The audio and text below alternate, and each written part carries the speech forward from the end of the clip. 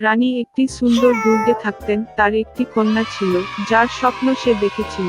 সন্তানের কালো চুল এবং সাদা ত্বক ছিল, অতএব তারা তাকে ডাকলেন স্নো হোয়াইট। এর পরেই রানী মারা গেলেন। রাজা দীর্ঘদিন শোক করলেন না। 1 বছর পরে তিনি নতুন রানীকে প্রাসাদে নিয়ে এসেছিলেন। তিনি সুন্দরী ছিলেন, তবে রাগ করেছিলেন। মহিলাটি তার সাথে একটি জাদু আয়না নিয়ে এসেছিল। প্রতিদিন তিনি তার প্রতিচ্ছবিটিকে প্রশংসা করেছিলেন এবং তাকে একটি প্রশ্ন জিজ্ঞাসা করেছিলেন, বিশ্বের সবচেয়ে সুন্দরীকে? আয়না সর্বদা কেবল সত্য বলেছে, অতএব এটি সততার সাথে রানীর সৌন্দর্যের প্রশংসা করেছে এবং মহিলা সুখের সাথে সজ্জিত হয়েছে।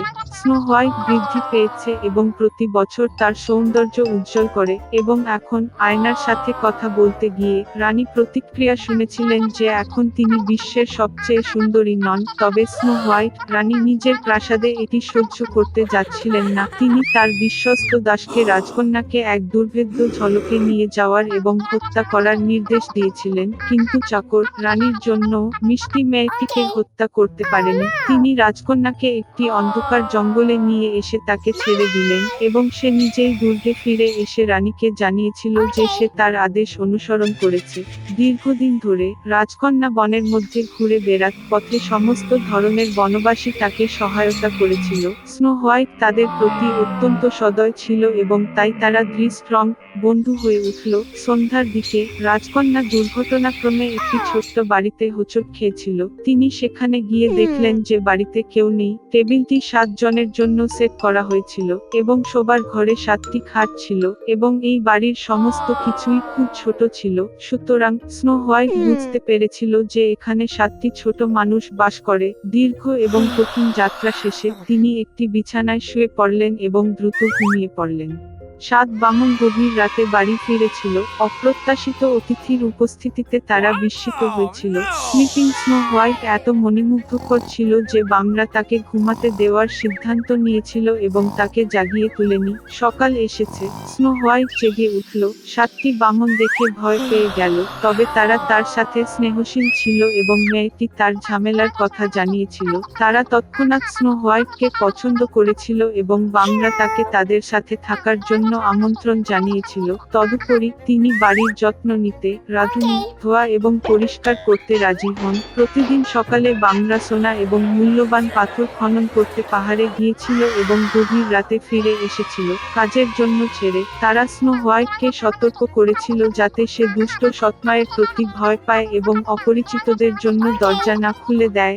এই সময় রানী যথারীতি গোপন কক্ষে যান জাদু আয়নার সাথে কথা বলতে, কিন্তু আয়না হঠাৎ করে বলেছিল যে তিনি বিশ্বের সবচেয়ে সুন্দরী নন। তবে স্নো হোয়াইট, যে রাজকন্যা এখনো বেঁচে আছে এবং ঘরে জিনোমাদের সাথে থাকে। রানী খুব রেগে গেলেন এবং স্নো হোয়াইটকে নিজেই ডিল করার সিদ্ধান্ত নিয়েছিলেন। তিনি একটি গোপন কক্ষে গিয়ে সেখানে একটি বিষাক্ত আপেল রান্না করেছিলেন। এটি বাইরের দিক থেকে খুব সুন্দর ছিল, তবে কেউ যদি একটি টুকরো এমনকি খায় তবে সে অবশ্যই মারা যায়। আপেলটি প্রস্তুত হয়ে গেলে রানী পুরানো বণিকে পরিণত হয়ে বামনাদের বাড়িতে এল। মিষ্টি বুড়ো মহিলাকে দেখে স্নো হোয়াইট তার জন্য দুঃখিত হলেন। সে কোনো সন্দেহ না করে বাড়ি ছেড়ে চলে গেল। বৃদ্ধ মহিলাটি একটি পাকা আপেলের সাথে মেয়েটির সাথে চিকিৎসা করেছিলেন এবং বলেছিলেন যে তিনি যদি এই আপেল খান তবে তিনি চিরকাল যুবক এবং সুন্দরী থাকবেন। স্নো হোয়াইট তাকে বিশ্বাস করেছিল এবং আপেলকে কামড়ানোর সাথে সাথে সে মরে পড়ে শ্বাস বন্ধ করে দিয়েছে। সন্তুষ্ট রানী প্রাসাদে গেল। সন্ধ্যায় বামরা কাজ থেকে ফিরে এসে স্নো হোয়াইটকে মাটিতে পড়ে থাকতে দেখেছিল। সে নিঃশ্বাস ফেলছিল না। তারা এত জোরে কাঁদতে লাগলো যে তাদের কান্না শুনতে পেয়েছিল পাশের জঙ্গলে শিকার করা সুদর্শন রাজপুত্র। কি রকম চিৎকার উঠেছে যে সমস্ত প্রাণীকে ভয় পেয়েছিল তা তার কাছে আকর্ষণীয় হয়ে উঠল। এবং রাজকুমার যখন বামনাদের বাড়িটি পেয়েছিলেন তখন তিনি স্নো হোয়াইটকে দেখতে পেলেন। তিনি এত সুন্দর ছিলেন যে যুবরাজ তৎক্ষণাৎ তার প্রেমে পড়েন। তিনি বামনাদের তাকে তার সাথে দুর্গে নিয়ে যাওয়ার জন্য রাজি করান, কারণ সেখানে তার চিকিৎসক রয়েছে যারা স্নো হোয়াইট নিরাময় করতে পারেন। বামরা এটি অনুমতি দিয়েছে। তখন রাজপুত্র তার দাসদের রাজকন্যাকে কাঁধে বহন করার আদেশ দিলেন এবং যখন তারা তাকে বহন করছিল এমন সময় ঘটল যে চাকররা কিছুটা ঝোপের উপর ঝাঁপিয়ে পড়েছিল এবং এই রংটা থেকে এক বিষাক্ত আপেলের টুকরো স্নো হোয়াইটের মুখ থেকে পড়ে যায় এবং সে জেগে ওঠে। যুবা যুবরাজকে দেখে মেয়েটিও তার প্রেমে পড়ে যায় এবং তাকে বিয়ে করতে রাজি হয়। তারা তাদের দুষ্ট সৎ মাকে বিবাহের আমন্ত্রণ জানিয়েছিল, ক্রোধের কারণে যে স্নো হোয়াইট এখনো বেঁচে আছে এবং এখন তার দীর্ঘ ও সুখী জীবন তার জন্য অপেক্ষা করছে। রানী জাদু আয়নাকে ভেঙেছিল এবং এর মধ্যে আর কখনো তাকাতে হয়নি। একটি বড় শহরে দুজন দরিদ্র শিশু পাড়ায় বাস করত, কাই এবং গেরদা, যারা একে অপরকে ভাই ও বোনের মতো ভালোবাসত। পিতামাতারা তাদের ছাদে একে অপরের কাছে গিয়ে গোলাপের নিচে বেঞ্চে বসার অনুমতি দিয়েছিলেন। উষ্ণ মরশুমে তারা তাদের সমস্ত সময় এখানে কাটাত, বিভিন্ন গেম আবিষ্কার করে এবং শীতকালে তারা উষ্ণ চতুর্দিকে বসে আশ্চর্যজনক গল্প শুনতে পছন্দ করত, যা তাদের দাদি তাদের প্রায়শই বলেছিল। একবার বাচ্চারা যখন কোনো ছবি বইয়ের দিকে তাকাচ্ছিল, তখন কাই অনুভব করলেন যে তাকে কিছু চোখে এবং হৃদয়ে ছুঁড়েছিল। এগুলি ছিল শক্তিশালী মহিলার আয়নাটির টুকরো, স্নো কুইন। তারপর থেকে ছেলের আচরণ নাটকীয়ভাবে পরিবর্তিত হয়েছে। তিনি ক্রুদ্ধ, অভদ্র এবং নিষ্ঠুর হয়ে উঠেছিলেন। একদিন কাই টগবগনিনে গেল এবং কখনোই ফিরে আসেনি। গেরদা যখন কাইয়ের নিখোঁজ হওয়ার বিষয়টি জানতে পেরেছিলেন, তিনি অনেকক্ষণ কাঁদলেন, তবে তিনি নিশ্চিত ছিলেন যে কাই বেঁচে আছেন, তাই তিনি তার সন্ধানে যাওয়ার সিদ্ধান্ত নিয়েছিলেন। দীর্ঘ সময় ধরে জেরদা বনের মধ্য দিয়ে, মাঠের মধ্য দিয়ে হেঁটেছিল এবং তারপরে সে একটি দুর্দান্ত ঘর পেরিয়ে এসেছিল, ফুলগুলিতে সমাহিত। হোস্টেস তার কাছে এসেছিল। এটি একটি বড় ঘরের টুপিতে পুরানো জাদুকর বৃদ্ধা সত্যিই গার্দার পছন্দ করেছিল এবং তাই সে দরিদ্র মেয়েটিকে জড়িয়ে ধরে চিরকালের জন্য তাকে তার সাথে ছেড়ে চলে যায়। গেরদা তার ভ্রমণের উদ্দেশ্যটি ভুলে গিয়ে অতিথিপ্রায়ণ হোস্টেসের দুর্দান্ত বাগানে খেলতে অনেক সময় ব্যয় করেছিল। একবার তিনি দুর্ঘটনাক্রমে একটি গোলাপ দেখতে পেলেন এবং কাইয়ের কথা মনে পড়ল এবং সঙ্গে সঙ্গে জাদু থেকে উঠে রাস্তায় চলে গেল। পথে গার্দা এক বিশাল স্মার্ট কাকের সাথে দেখা করলেন। তিনি মেয়েটিকে বলেছিলেন যে তিনি এমন এক রাজকন্যাকে জানতেন যিনি বিয়ে করতে চলেছিলেন এবং তার বাগদত্তাকে কাইয়ের মতো দেখতে খুব বেশি লাগছিল। কাকটি গেরদাকে তার কাছে নিতে রাজি হয়েছিল।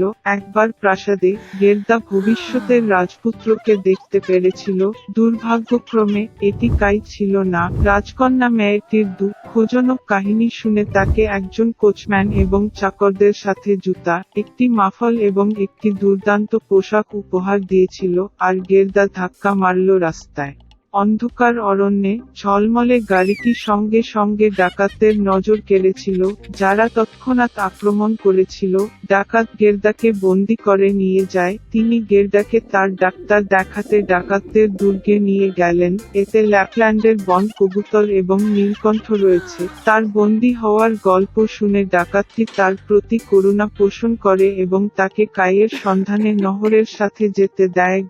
রেইন্ডার মেয়েটিকে বুড়ো ল্যাপল্যান্ডের মহিলার কাছে নিয়ে আসে। সে ক্লান্ত মেয়েটিকে গরম করে তোলে এবং খাওয়াত। তিনি তার বন্ধু ফিনের কাছে শুকনো কডিতে কয়েকটি শব্দ লিখেছিলেন, যিনি স্নো কুইনের প্রাসাদের কাছেই ছিলেন। মেয়েটিকে সাহায্য করার জন্য বলেছিলেন। তিনি গার্ডাকে বুঝিয়ে দিয়েছিলেন যে কাইয়ের খারাপ আচরণের কারণটি আয়নার টুকরো যা তার হৃদয় এবং চোখে আঘাত করেছিল এবং উষ্ণ প্রেমময় হৃদয়ের শক্তিতে বরফ গলে না গেলে তিনি কখনোই এক হতে পারবেন না।